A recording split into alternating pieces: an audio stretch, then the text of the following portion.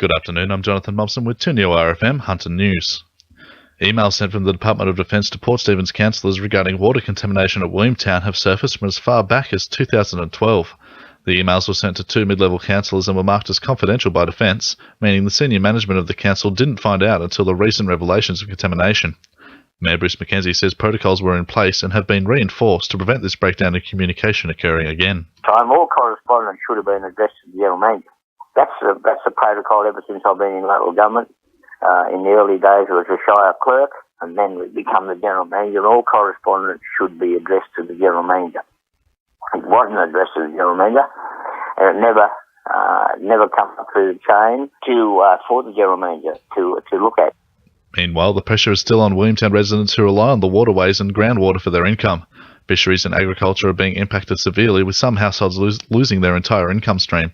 Patterson MP Bob Baldwin says he's been calling on the government to take action immediately. What we've got is a situation where people, through no fault of their own, have no income, can't put food on the table. And well, I'm very concerned about that, and I've been calling on the government to expeditiously provide a funding support package to those whose incomes have been taken away.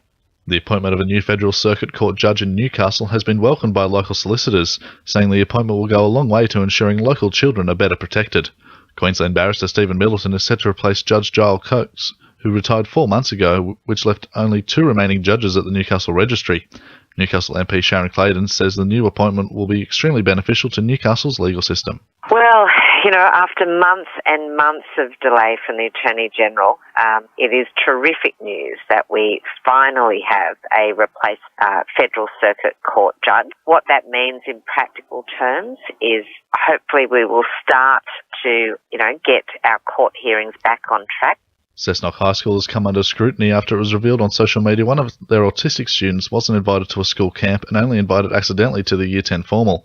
After initially being told he wouldn't be able to attend, the school has now said 16-year-old Tyrant Fennell will be allowed to attend the formal along with his sister Rhiannon.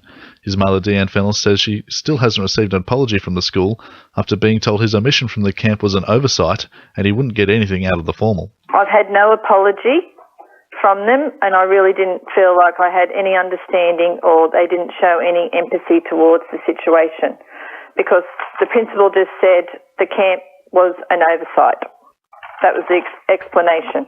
The Department of Education has said all students were invited to the camp and formal, and the school is reviewing its communications for these events. Sport, thanks to our sponsor, Warners Bay Sports Club's Melbourne Cup Carnival.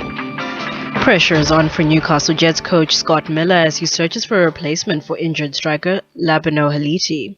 Haliti underwent surgery yesterday and faces at least 6 months on the sidelines. In the meantime, Newcastle are entitled to sign an injury waiver replacement, but with all visa spots filled, Miller has limited options. A long-serving Hunter police officer has joined the Sea Eagles as the club's new football manager. Former Superintendent Charlie Haggett spent much of his time in the force at the Central Hunter, Newcastle and Port Stephens commands. He also played for Manly during the 1980s. As part of his new job, he plans to focus on much of his attention on player security. And in cricket, Waratah Mayfield will be looking to bounce back from last week's loss when they take on Belmont tomorrow at Townsend Oval. That's sport. I'm Tandi Chindoe. 2 NURFM News Time is 12:10.